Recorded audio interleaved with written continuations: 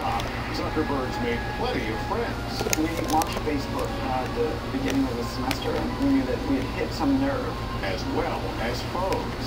There's a very orchestrated and premeditated effort on his part to mislead us. He's also created controversy. Mark Zuckerberg is the CEO of the most important social networking company in history, which has a gigantic amount of information about people's lives. And we don't have a clear idea of what Facebook will ultimately do with this data. Facebook is trying to play a role that we can legitimately ask, should any one company play? They are trying to be the identity registry for the world. Can one idea, one visionary, and one company change the world? I'm Lester Holt with the real story behind the Facebook obsession.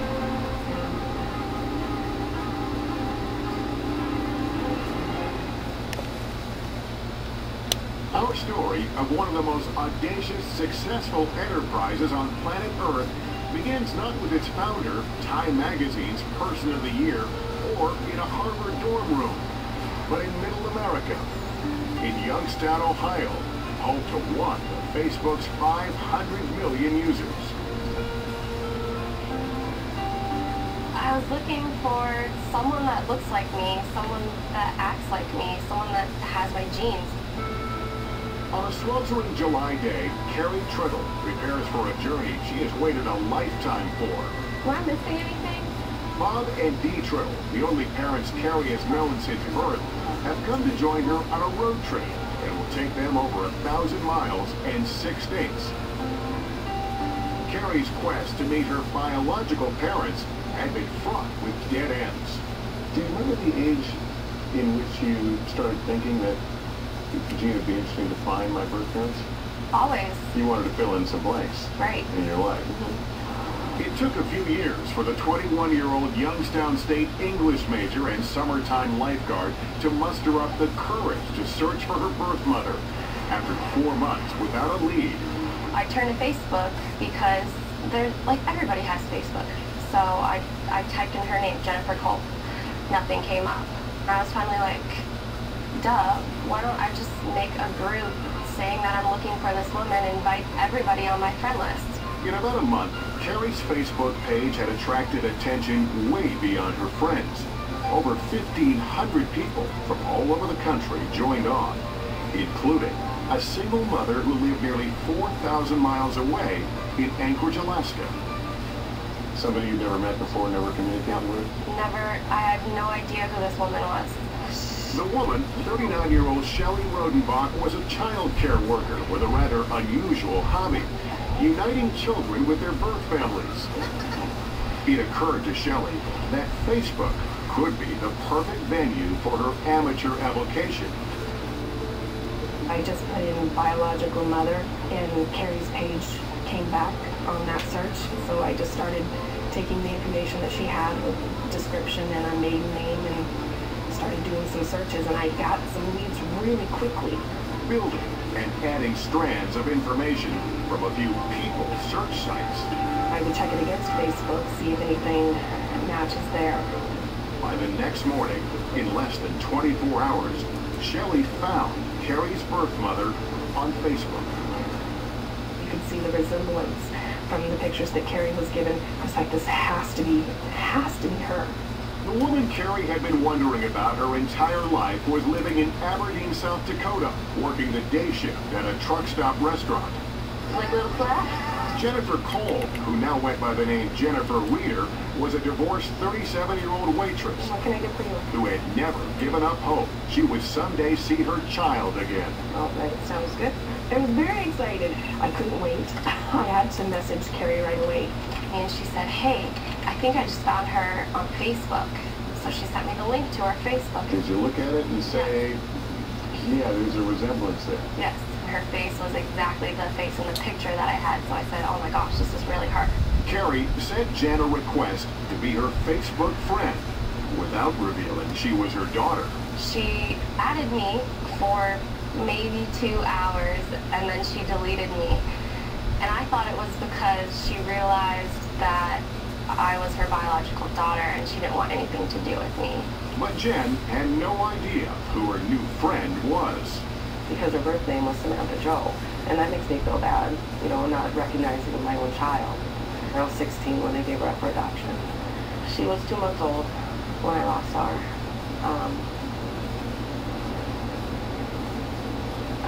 I'm sorry, I'm being emotional. I needed her to either reject me or accept me. She couldn't just do it by deleting me on Facebook. Carrie had a friend call Jen to reveal the truth behind the Facebook facade. I was just caught by surprise and overwhelmed and just really happy. I always wondered what she was doing, what she looked like, how her life was, who her parents were, where she was living. You know, all those questions go through a mother's mind. Tell me about that first conversation you two had out of the phone. Well, Jen cried, and I was just all smiles. I couldn't stop smiling. It was so great to hear her voice for the first time. Like I found a long-lost friend. It was our second phone call. I called her and I said, "What are you doing July 27th? Gary? It's 5 o'clock. Time to get out. We're about to leave on this road trip from Ohio to South Dakota. It's still really surreal. I never thought that this would actually happen. I never thought that Facebook would take me to meet my biological mother.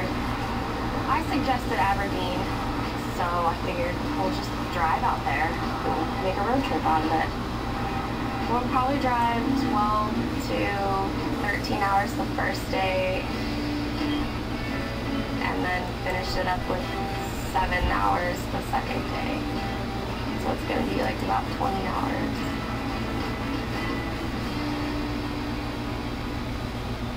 I'm really excited to meet Jen this morning. How many times have you played over this scene in your mind as to what it's going to be like? So many times. I don't even know how I'm going to react. Yeah, it's finally here. Oh my gosh. Rushing around, getting ready. Anxiety, and anxious, and excited. We decided to meet at Wiley Park because we thought it'd be cool to meet under the rainbow. There's a rainbow! I don't know if I can stand here and wait though as she's walking towards me. I want to run to her. Oh, you're not following me on this road. Here she goes, here she goes. You want me to run? Yes. Hi. Oh my God. I wasn't gonna cry. So great to see you. I felt that. I think it's in there too. All right. So, do you want to meet my family? Yeah, I do. And I'd like to meet yours too. What an incredible journey this has been for you. How would you describe this whole process? To meet my mom, it's really indescribable. It's the biggest amount of emotion that you can ever imagine. We're finally together. It's just unbelievable that I was able to go through Facebook, through Shelley, to be able to get here in Aberdeen, South Dakota to meet Jen. It was everything and more. And I'm just happy that I finally got to meet her and she'll be my best friend till the day I die. A reunion made possible by an internet sensation whose story has its own dramatic twists and turns. Harvard and Hollywood, fact and fiction, when the Facebook obsession returns.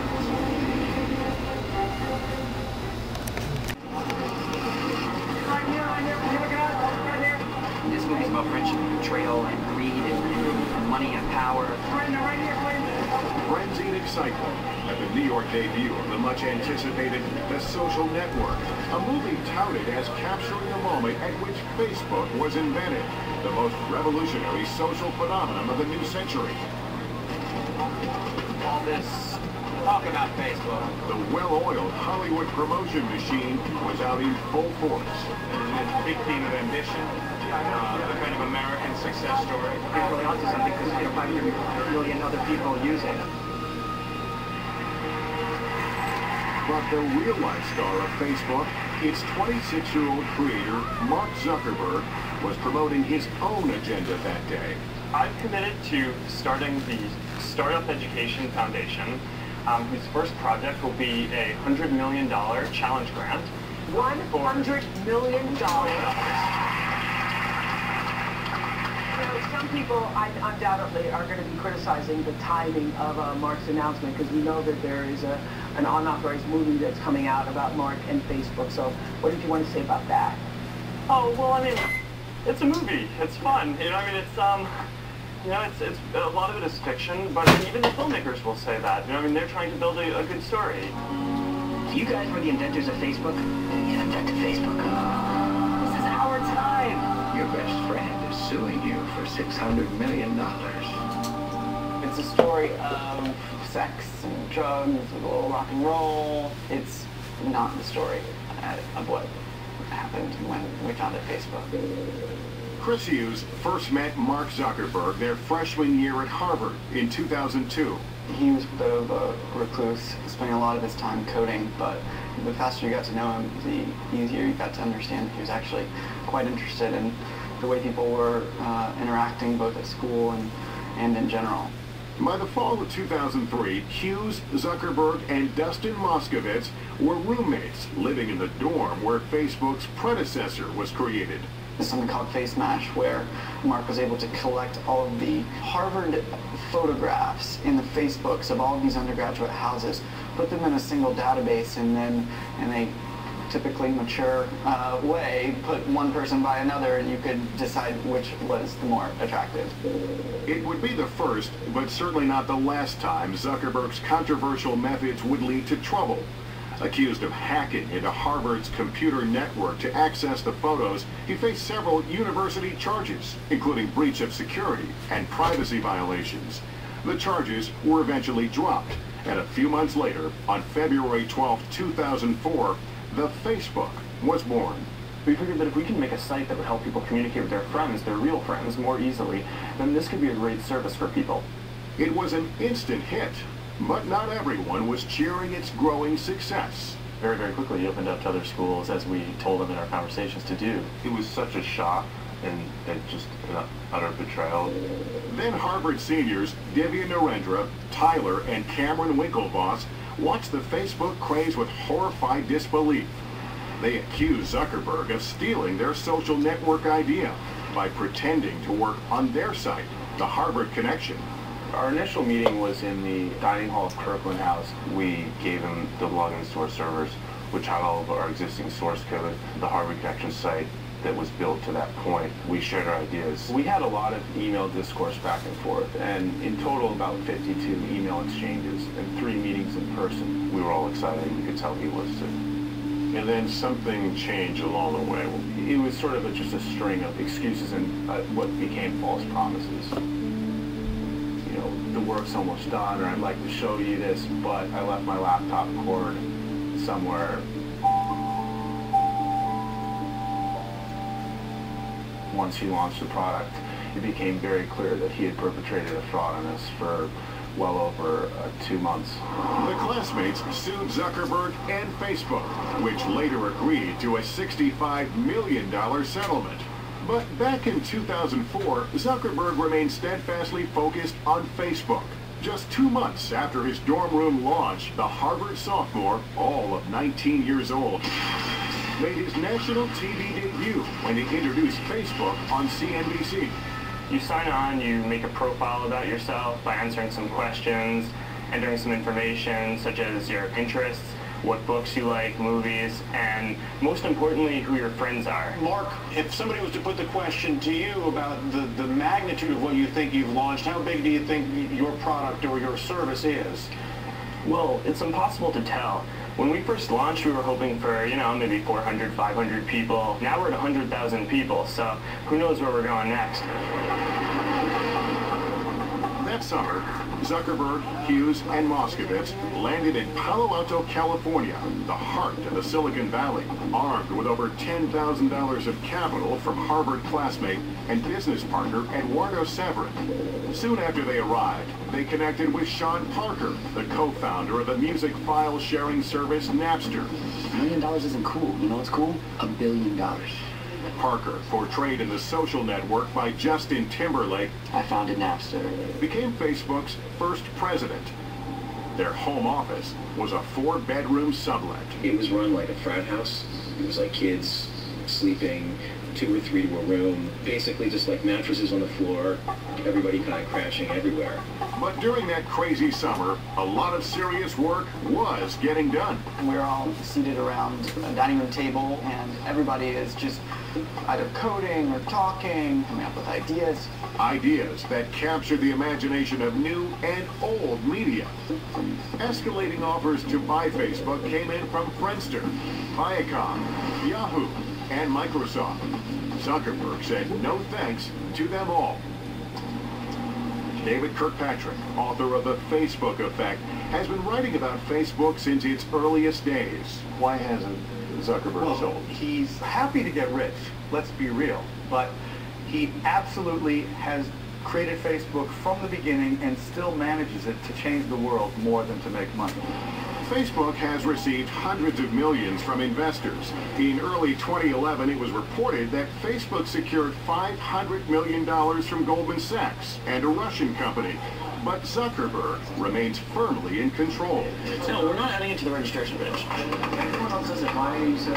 Because we are a site that needs to allow people to register as quickly as possible. From Facebook's earliest days, no detail was too small for its creators' radar. So what is the URL for the blog? The blog is blog.php. It should be blog.facebook.com. We find that 60% or 2/3 of people are coming back to the site every day. The reason why they're doing that is because this is a utility that people can use to understand their world. The only other things that people use that much are things like email or instant messaging. One of the key insights of Facebook was to focus on social networking as a utility rather than social networking as a sort of entertainment. Jeff Hammerbacher built and led Facebook's data team until he left in late 2008. It wasn't the kind of culture where it was a good idea to say, hi, I have an idea. It was a kind of culture where it was a good idea to build a prototype of your idea and then show people. So we had these things called hackathons. Everybody would stay up all night in the office and work on something. And actually at one single hackathon, both Facebook chat and Facebook video were built as just prototypes. The newsfeed was a particularly important evolution in Facebook. It shouldn't be up to you as a user to proactively type in your friend's name, go and search, see what she's doing. Instead, that information should come to you. I can remember Mark's sketches for the initial product. There's mock-ups, there's team meetings, everything is on the table. Icons will be changed one day, the formats of the feed will be changed the next. Facebook is now valued at an estimated $50 billion. With 1 million new users every week, it has surpassed Google as the most popular website in the U.S. I just think that it all starts with building a product that people love. One of the things that's crazy is we still have more than 50% of people who are on Facebook using it every day. Just this past summer, reaching the 500 million mark is monumental. It means that 1 out of every 12 people in the world is on Facebook. But as Facebook grows, so do concerns over privacy. I was in tears and saying, I think I've just totally messed up my life. A free service that may come with a cost. Next on the Facebook Obsession.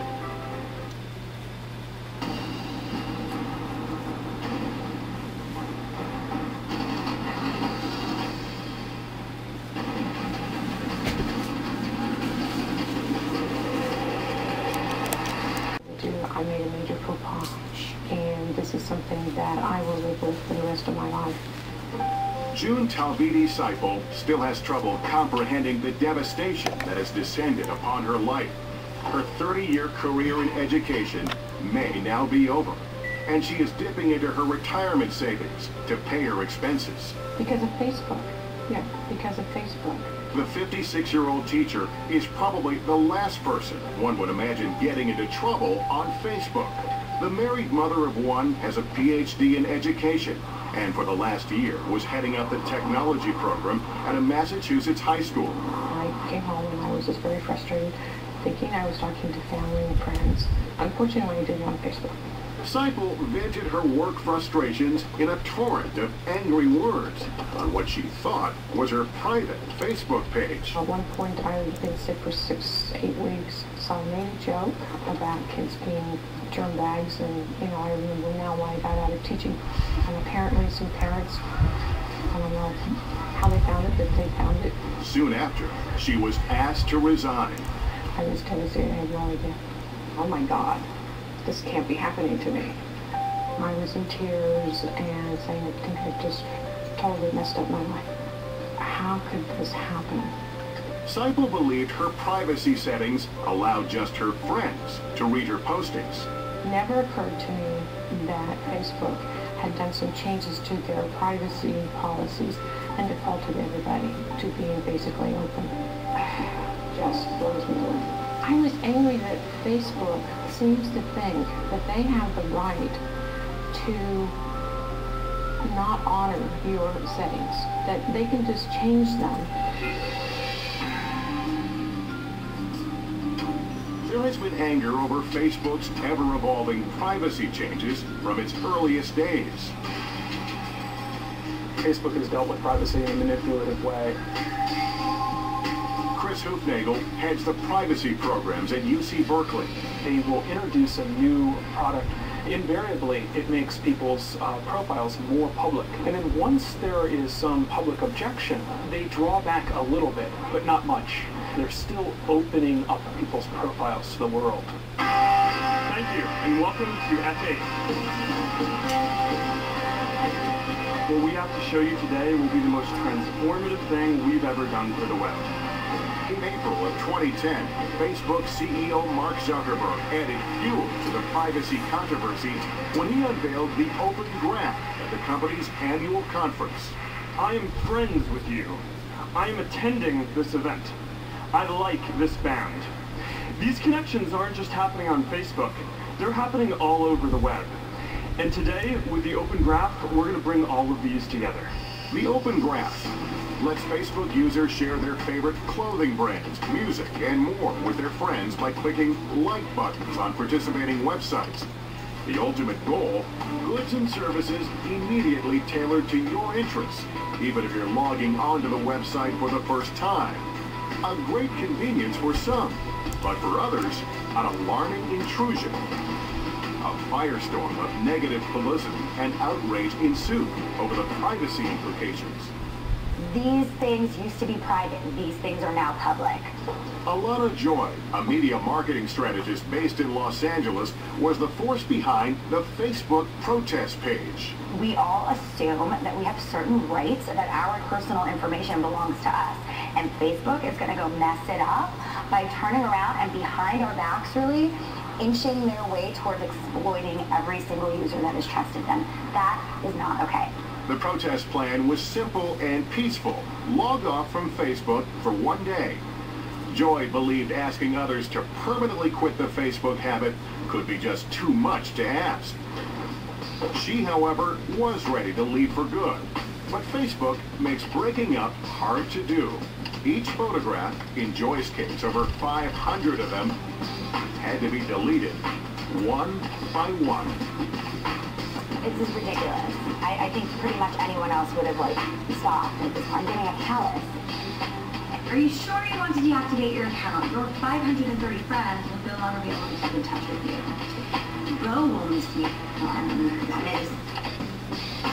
After 2.5 frustrating hours, mission finally accomplished.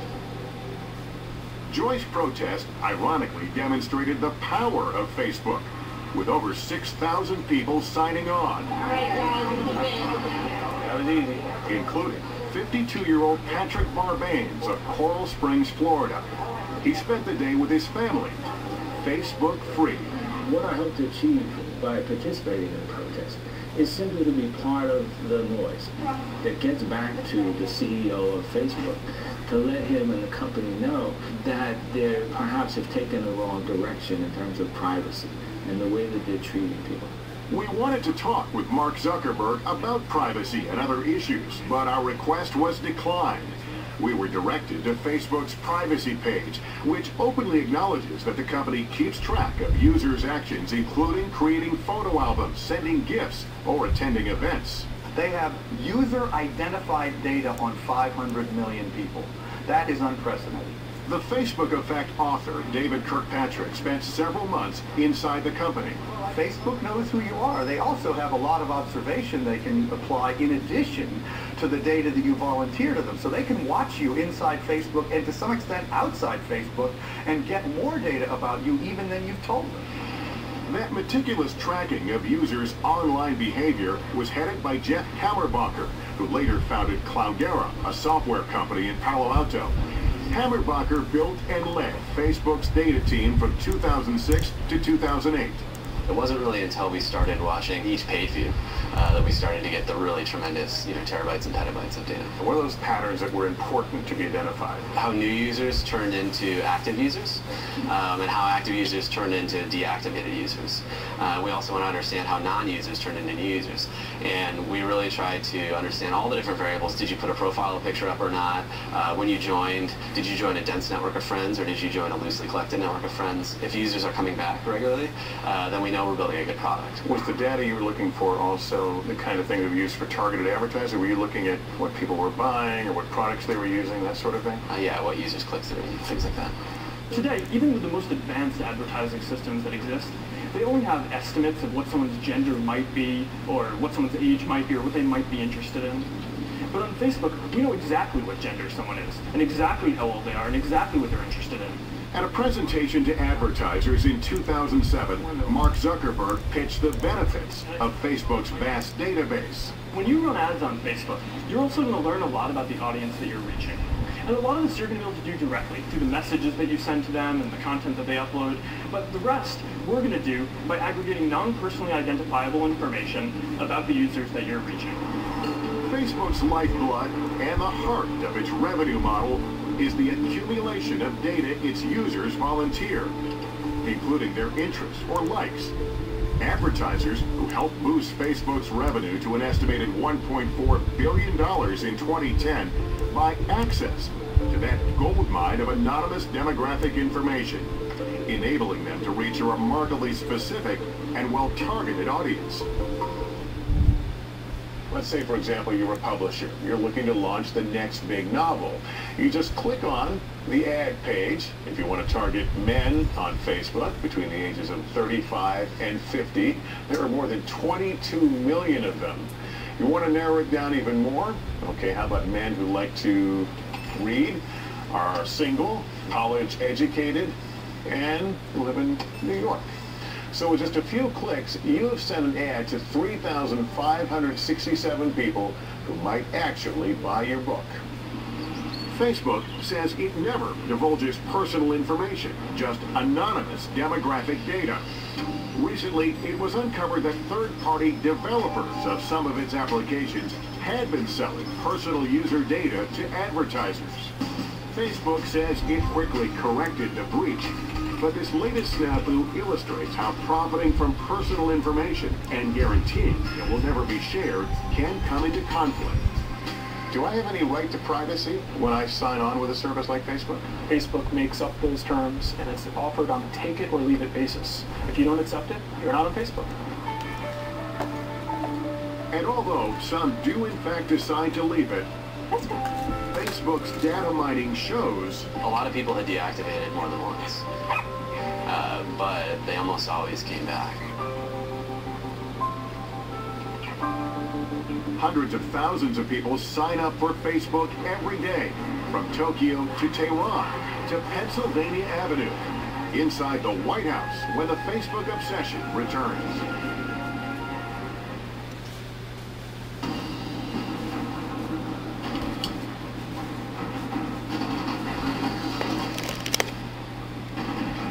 Has transformed politics in the last generation like social media, and nothing has transformed social media as much as Facebook. There were a group of students who had decided to form an organization called Students for Barack Obama. and they used this thing called Facebook. And so they invited me to a rally at George Mason University. Facebook allowed those many young people who were so excited about Obama's campaign to find each other and to campaign effectively. I asked my staff, I said, how many folks do you expect are going to be there? And they said, well, maybe 100. And we walk into this building, and 3,500 students are there. My goodness! Even before Barack Obama formally declared his presidential aspirations, he seized upon the promise and power of Facebook by going directly to its source, where he met with one of Mark Zuckerberg's co-founders, Chris Hughes. Barack Obama and his, at that time, Senate staff came to Facebook and came to me wanting to set up a presence on Facebook. I ended up making the decision to take a leave from Facebook and go and work for Obama right after he announced in February of 2007. I'm putting it around my neighborhood. By the end, we had over 250,000 events organized, 35,000 grassroots groups, and we raised over $500 million online, not to count the money that came in offline. And so that was really the engine that powered the campaign and helped us eventually win the presidency. The lesson was not forgotten once President Obama arrived at 1600 Pennsylvania Avenue. With well over 17 million fans, his Facebook page is one of the most popular on the site. The White House has its own page, and for the first time in history, it has a team dedicated to social media. We went behind the scenes to see how they operate. Right now, I'm keeping an eye on a live Facebook chat. On this day, the new media team produces an interview with White House cyber czar Howard Schmidt, streaming live on the White House Facebook application. Questions come in at a furious pace. What steps will the federal government take to facilitate the hiring of new cybersecurity and privacy professionals? Well, we have this initiative called the National Initiative for Cybersecurity Education. The White House social media team is headed by Megan Phillips, who reports directly to the president. When you logged on the first White House computer, were you able automatically to log on to Facebook? No, it was blocked. So you were really carving out a new space then. I was doing a lot of things I never thought I'd be doing, trying to make sure our online programs were consistent with laws that had been written and drafted long before the social networks had been developed. Does this give the White House then another window into America? It is a giant group of people, and we can get tons of feedback. One of the things that's interesting is when we post something, we're able to see how many people like it. People have all sorts of motivations. Some of those motivations are to protest something. Some of them are to send notes to the president, and some of them are to talk with one another. And that's a great way for us to make sure that we're actually taking that back into the policymaking process. Former President George Bush, who missed the Facebook movement while in office, did climb aboard after he left. The 43rd President of the United States is here with us. Bush, promoting his book about his presidential legacy, came to Facebook's headquarters to get the message out. Hey, I've got over 600,000 friends on my Facebook page. And it's not just U.S. politicians joining in on the Facebook obsession. One of the first people Britain's Prime Minister David Cameron met with when he arrived at 10 Downing Street was Facebook founder and CEO Mark Zuckerberg. They followed up their conversation about how Facebook could help England's massive debt crisis with a live web chat. Well, thank you very much for getting Facebook involved in this project. I'm really excited about it. We're really delighted to be in this partnership with you guys in order to harness the energy and the ideas that Facebook users have in order to help the UK public save money. Facebook is having a big political impact in many countries. Author David Kirkpatrick has chronicled Facebook's growing influence throughout the world. The public is empowered in a way they never were before. When Ahmadinejad was declared the winner of the presidential campaign in Iran, we saw people going into the streets demonstrating in the hundreds of thousands. And Facebook and Twitter were the primary tools they were using to communicate with each other. Even to this day, Musavi, who is the defeated candidate, primarily communicates with his followers over Facebook. About 70% of Facebook users are outside the U.S., in over 170 countries and territories. At some point, we're going to look at this organization, look at Facebook, and think, it's too big? I would absolutely predict that governments are going to be coming down on Facebook and seeking to tell it how to operate, telling it what it can and can't do. And the test of Facebook's long-term success and image is going to be how well they handle those governments. One of the most challenging tests will be Facebook's attempt to enter China, a country fraught with political hurdles, including internet censorship and its own social networks. Zuckerberg is well aware of the obstacles and is looking to conquer them head-on. It's kind of a personal challenge this year. I'm just like taking an hour a day and learning Chinese, trying to understand the language, the culture, the mindset. How can you connect the whole world if you leave out 1.6 billion people? And so Mark Zuckerberg continues his march across the globe. But will his past collide with Facebook's future? When we return, the conclusion of the Facebook obsession.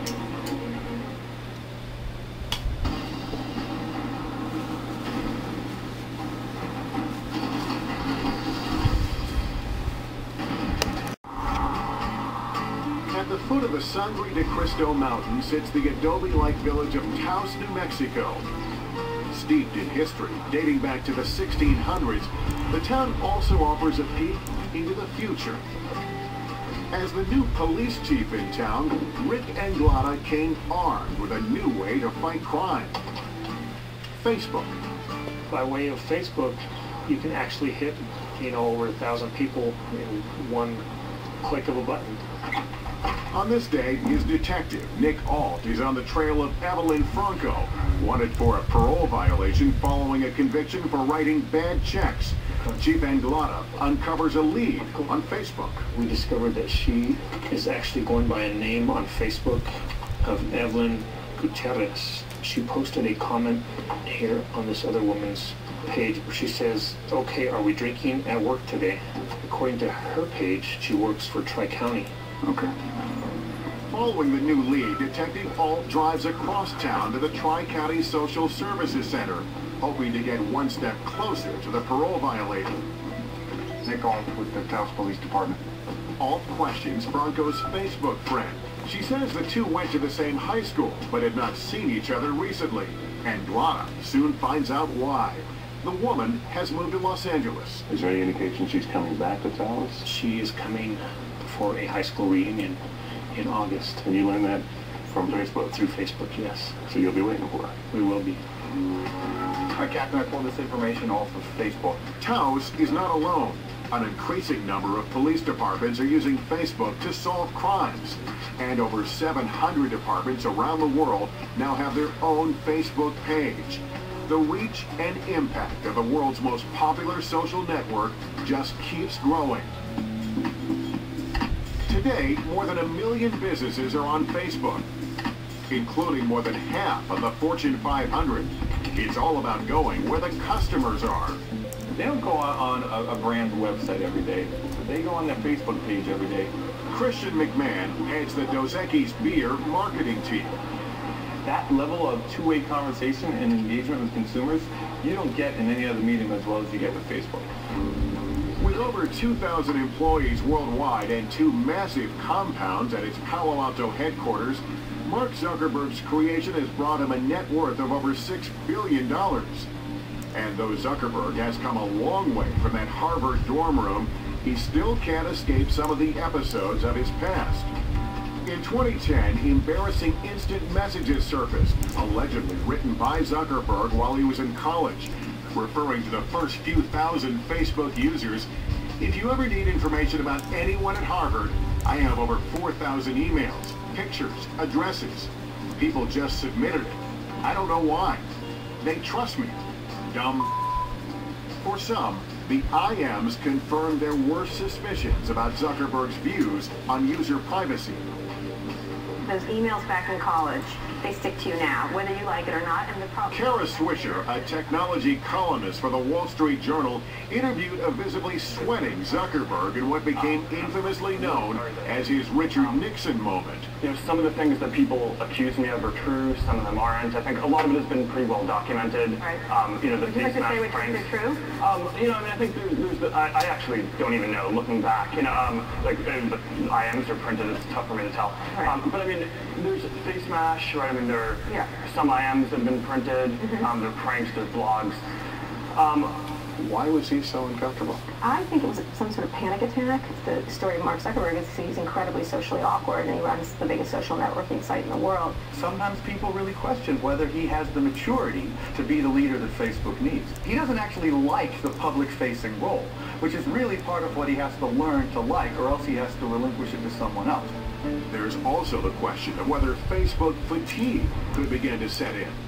You don't want to know all these things about your friends. Like, I'm so glad you bought a bike, but please leave me alone. I don't care.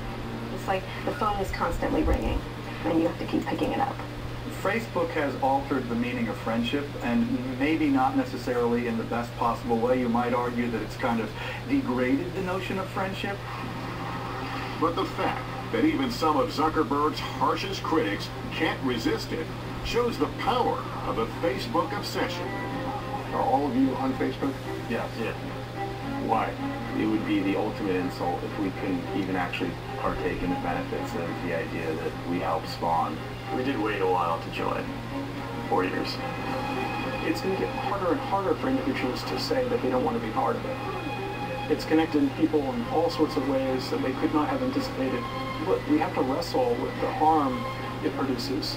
The biggest transition that will take place in the next couple of years is this move from Facebook just being a destination site to being the technology that powers the social web in general. This is becoming infrastructure for a lot of the planet. As we do move the internet onto cell phones and Facebook goes with it, Mark Zuckerberg sees a Facebook in the future that's completely unlike the one that you and I operate in today. The Facebook story is a great example of how if you're building a product that people love, you can make a lot of mistakes.